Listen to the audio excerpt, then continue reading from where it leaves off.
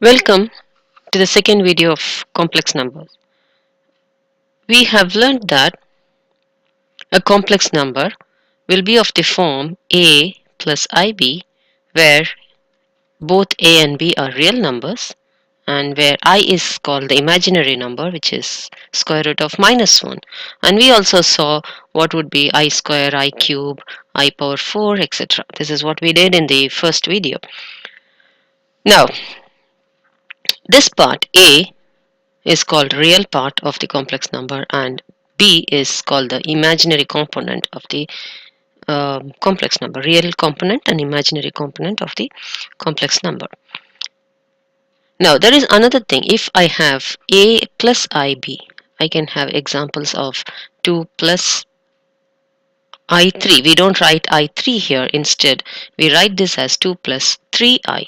So this is how we usually write A plus BI form, IB or BI, but usually the number comes before the letter in mathematical expressions. Therefore, we write 2 plus 3I. And this B could also be negative. Like I can also have 3 minus 5I. Okay, or I can have 2 over 3 plus 5 over 7I, something like that. A and B could be any real number, remember? So I can have any number for the values for A and B. Therefore I can also have minus 3 minus 5I, so it could be anything. So these are some examples of complex numbers. Now there is something called conjugate of a complex number.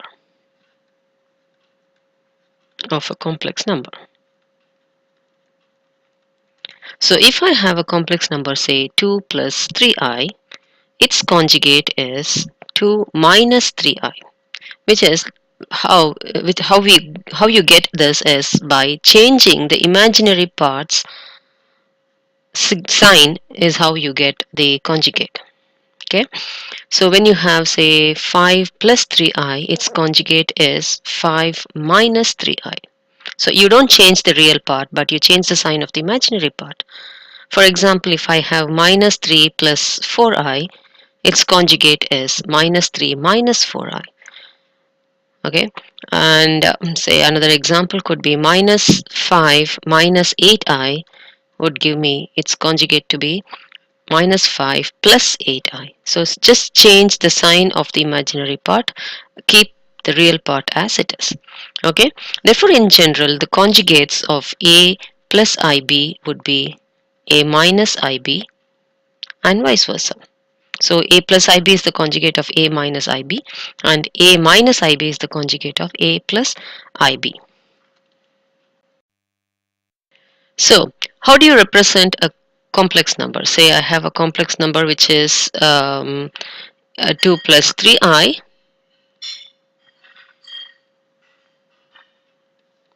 So how do you actually represent this geometrically? So this, in case if you have a two-dimensional axis here, coordinate axis, and if you represent this as real part and this axis as imaginary part,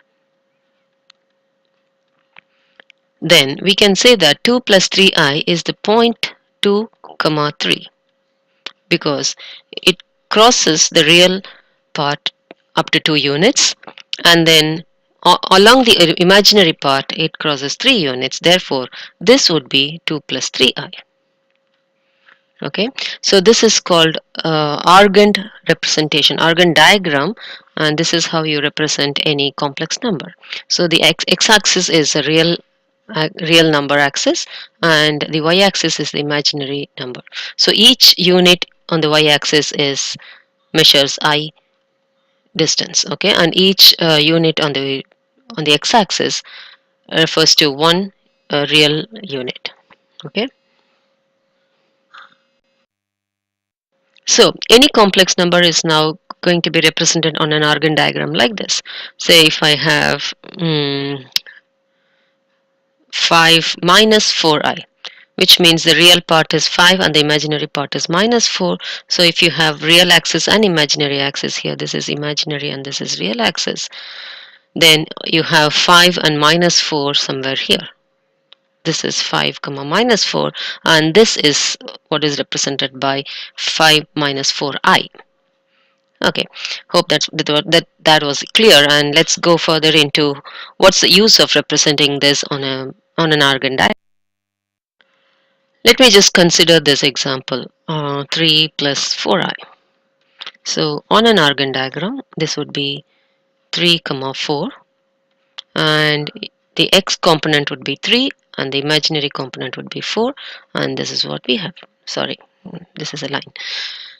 Okay, what is the length of this? Say if I have OAB, what's the length of OB?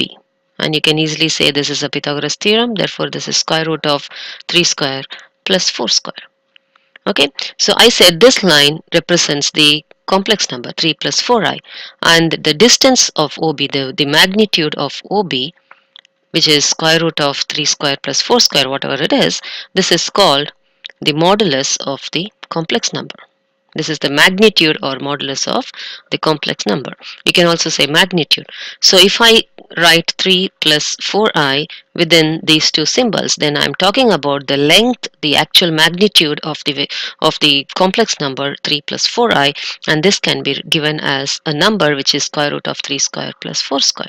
So in general, if I have x plus iy as my complex number, and its magnitude or modulus would be square root of x square plus y square.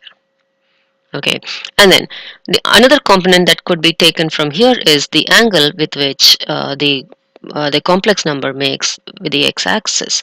So how can you find this angle? The angle here is tan theta, can be written as 4 over 3 because we know both the values of 4 and 3. So in which case theta is tan inverse of 4 over 3.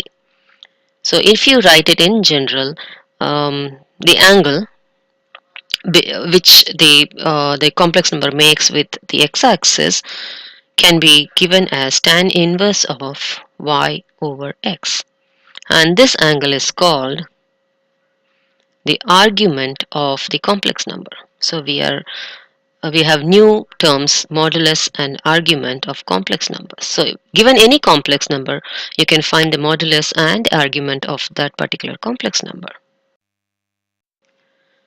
Now pause the video and find the modulus and argument of these complex numbers.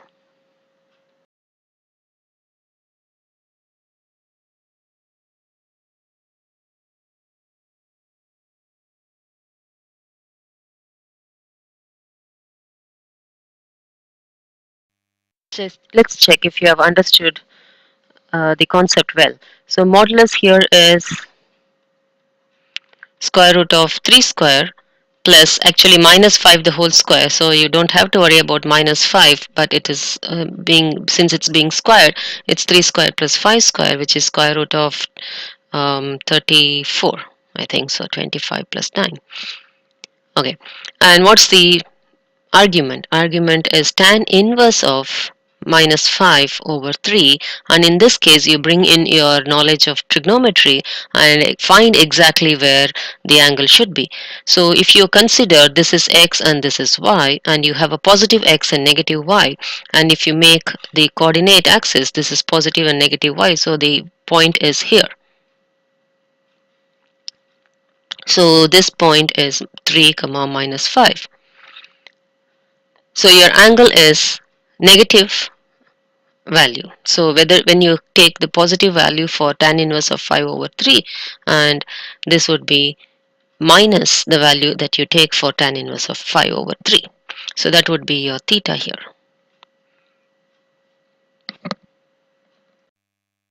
So in this case, tan inverse of 5 over 3 is 59 degrees,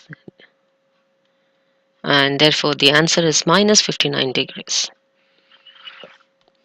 Okay, in other words, if you are not supposed to give an answer from 0 to 360 degrees, it's either 0 to pi or 0 to minus pi, which is like minus pi to pi is what the answer should lie within.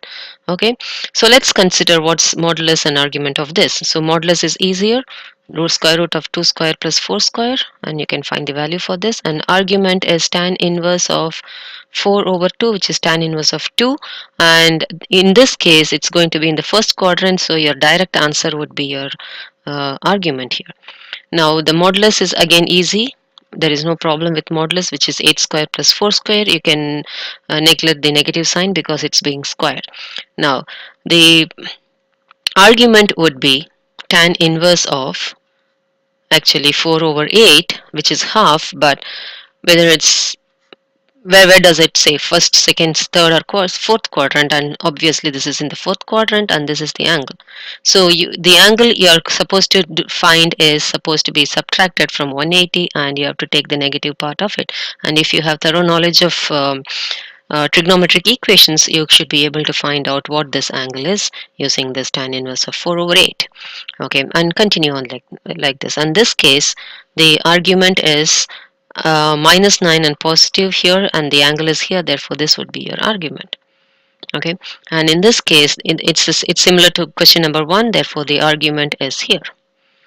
Hope you understood those things, and let's meet in the third video.